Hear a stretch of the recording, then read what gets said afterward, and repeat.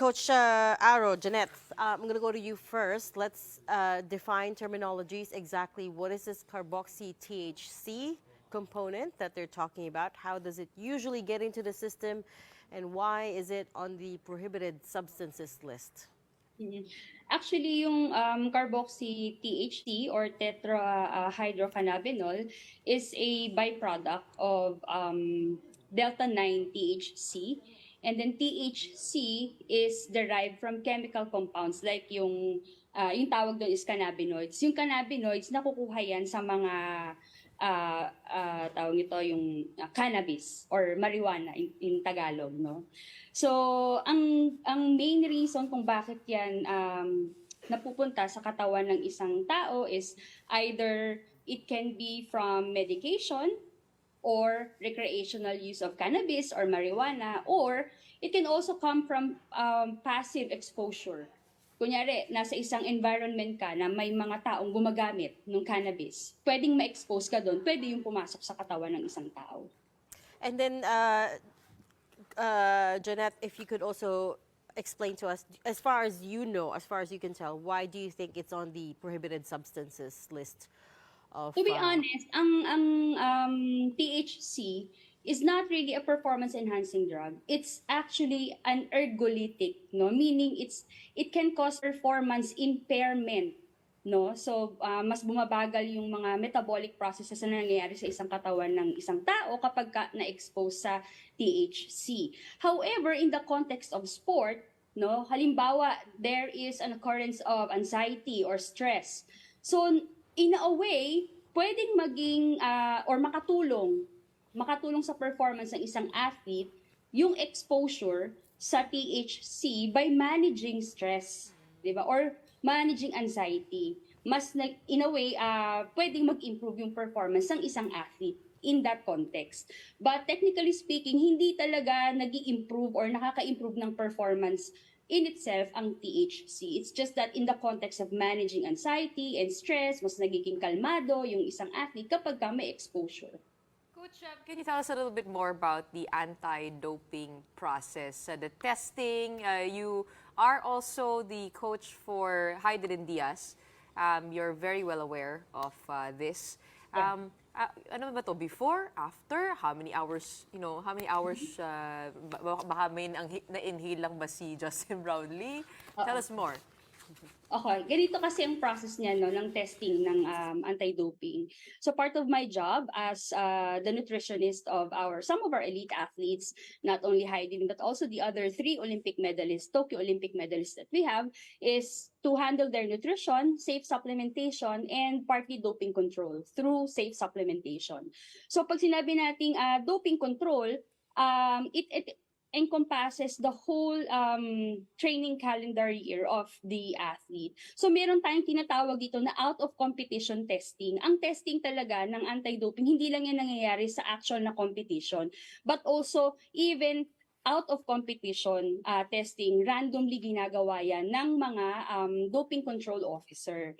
So they can visit anytime kung nasaan man yung athlete. That's why athletes or elite level athletes who are under the registered testing pool should always update their whereabouts, or meaning lagi nila dapat sinasabi or ina-update ang World Anti-Doping Agency or WADA kung nasaan sila, 'di ba? Anong oras sila nandun sa location na yon, because they can be tested anytime, anywhere, no, within that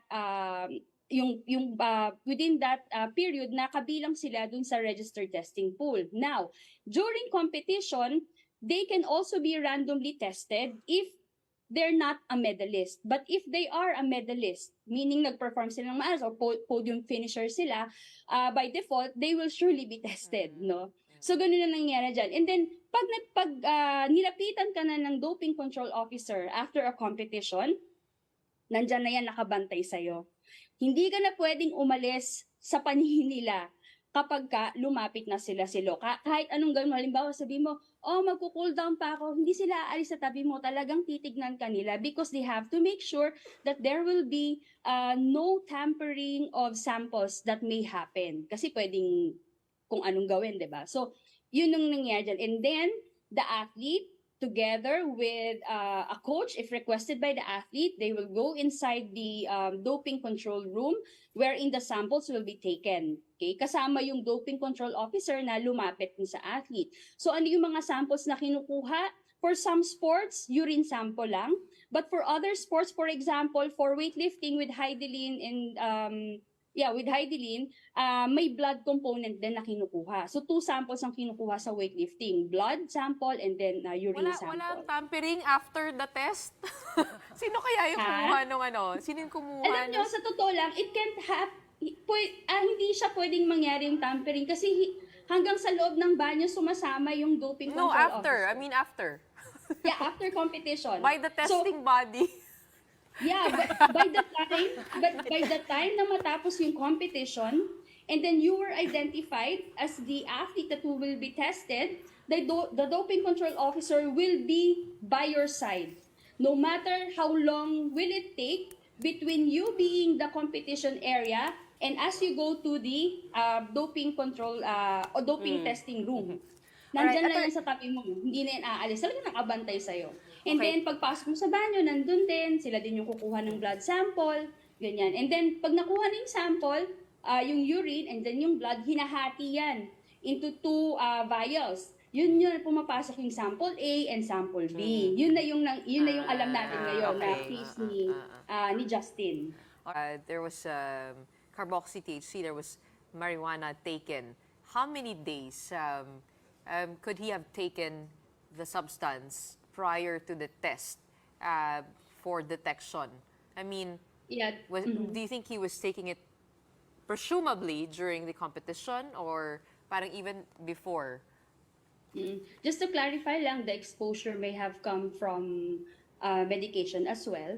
And then also to give clarity on when THC is prohibited. It's only in competition and not out of competition, meaning when the athlete is tested during out of competition, and even if that sample or the sample has shown positive result, hindi yun nire-report kasi in competition lang siya banned, no? Hindi out of competition. Now, gaano katagal nagli-linger or nagsistay sa body ng isang tao yung traces or yung metabolite ng THC? It can stay actually for around 30 days or more, depende sa kakayanan ng body ng isang tao to excrete that substance, no? Ang concern lang dito is the THC can linger or it stays in the body fat mas matagal.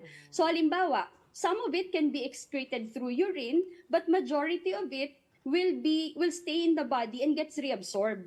Na-absorb. So, mas tumatagal ng tumatagal. So, wala tayong assurance. It's actually on an individual case-to-case basis kung gaano katagal or kabilis makiklear yung substance from the body of the person exposed to cannabis or merong metabolite ng THC. And then So, magkaiba yung in competition prohibited substances and out of competition prohibited substances. Meron naman na both in and out of competition parehas prohibited ang isang substance. And then these just to clarify.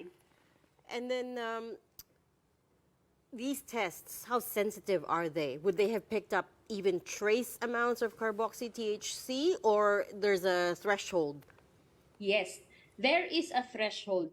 In terms of sensitivity, napaka-advanced ang technology na ginagamit ng testers natin, ng ITA. Actually, lagi yan silang may research, no? Pagdating sa testing procedures, protocols, and even yung panels na ginagamit nila. With regards to the threshold, ang threshold limit is 15 nanograms per milliliter. Yun dapat ang value na ma-meet para ma-consider na adverse analytical finding ang sample or positive yung sample na binigay for that particular substance, for THC. So 15 nanograms per ml.